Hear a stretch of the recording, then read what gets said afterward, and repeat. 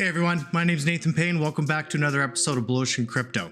So Mavia just dropped a new update for the beta, version 2.0.10, and we can now play HQ 6, 7, all the way up to 8.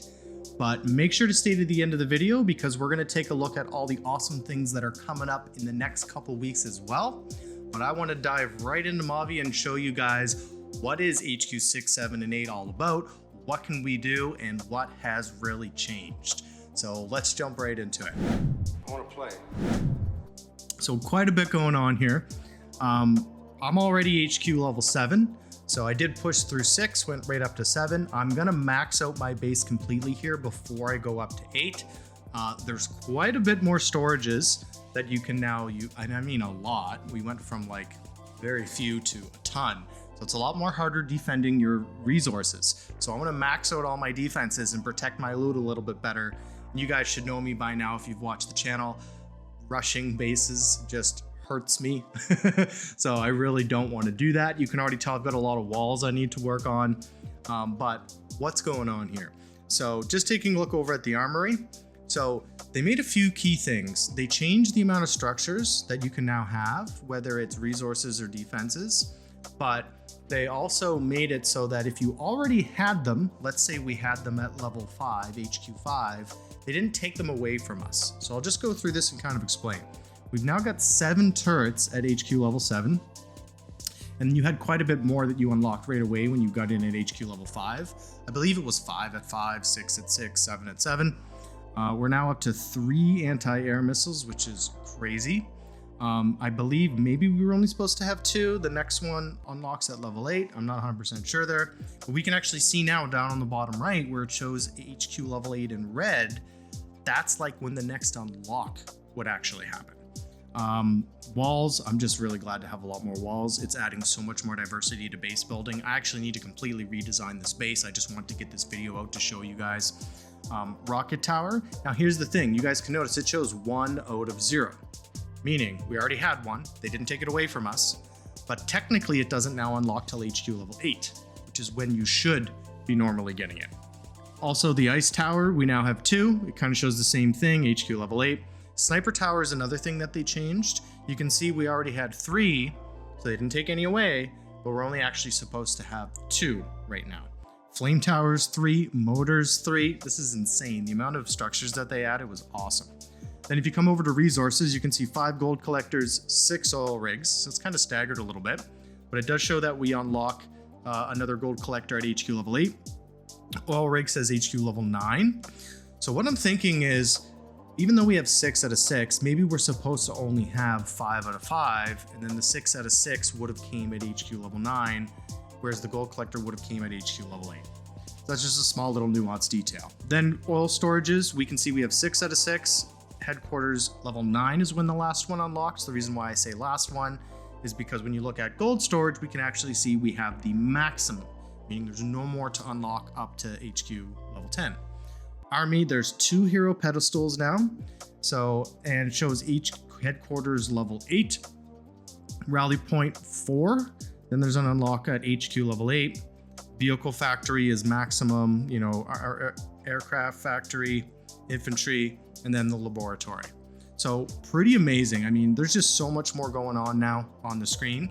Couple things though, turrets can now level up in sync with the max level of your HQ. So for example, turret level 7s because you have HQ level 7.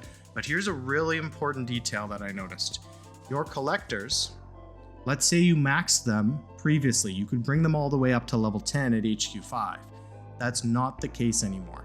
You can only level your collectors up to the same level as your HQ now, just like turrets. So if you were lucky enough to max out your base completely at HQ level 5, you still have those level 10 collectors, but the new ones, you're not going to be able to do that with. So very important detail for when global launch comes, we're not going to be able to just rush our collectors. You know, and I know a lot of people were just logging in, collecting their collectors. You were getting plenty of loot, queuing up the next couple buildings, and then just quitting the game.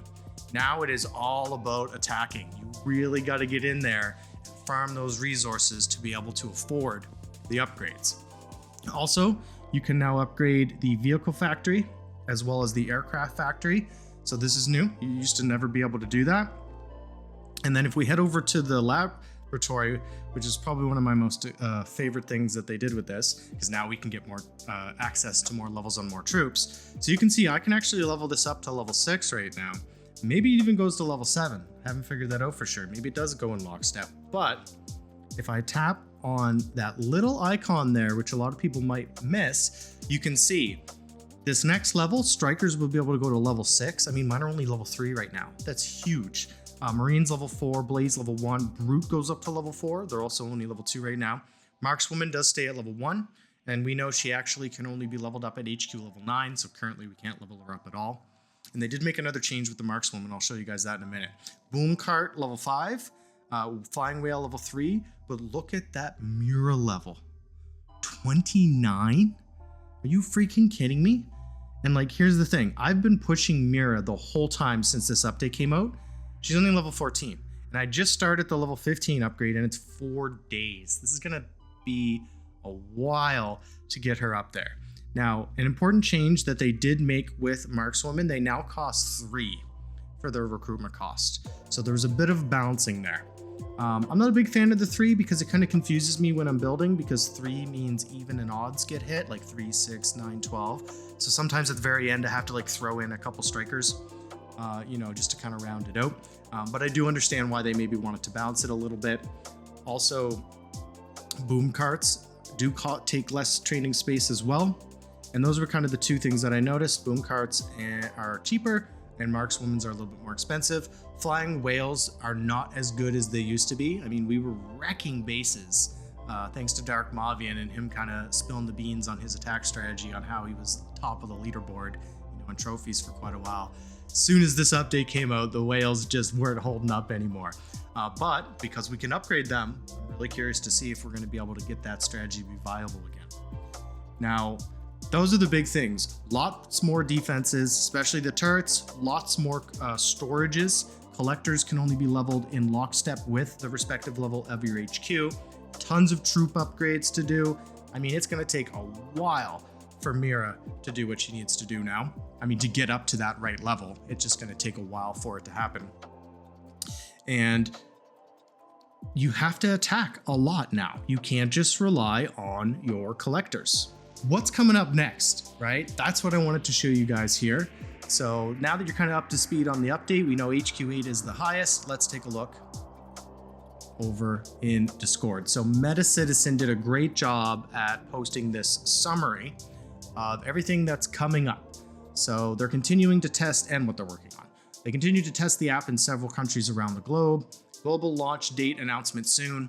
The token generation event in a few months after they polish the beta even more and add a lot of new users. Season 2 and 3 reward announcement.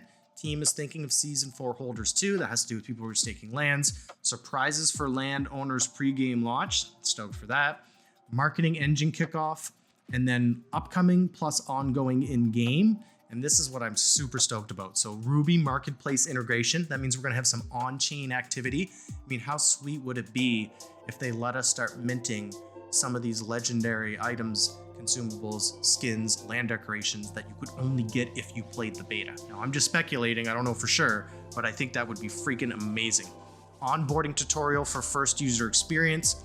And then the thing I'm most excited about is alliances in the game. Creating, joining, managing, etc. For all of you guys who follow me on the channel, especially all of you in Blu Ocean Games Guild, I am freaking stoked for this. You know, we have a lot of organization through the website and the UI and in our Discord. Finally gonna be able to get it all in game. Translations into other languages, added VFX, HQ level 6 through 10. We know currently we've got 6, 7, and 8. Waiting on 9 and 10, so that's gonna be coming soon. And then color schemes attached to legendary items. So maybe that means some of these skins, maybe we're gonna be able to change some of it, maybe some of the Mavia Elite skins. I'm really stoked for that. I wanna play. Hope you guys enjoyed this video. You know, I'm having a ton of fun with the new update. I'm playing just as much as I did when it first got launched. I feel like it's just taking all my time, running 3 bases. I'm all at HQ level 7, trying to get everything maxed to protect my loot. And we've got some amazing things to look forward to coming up here. So I just want to say big thanks to everyone who subscribed to the channel. We have tons of Mavia content coming out for you guys on a consistent basis. Attack strategies, base building, updates. We're even going to be streaming live Alliance Wars, all kinds of theory crafting stuff on Twitch once we get to the global launch. And also another big thanks to everyone who smashed that like button. We'll see you all in the next video. Cheers.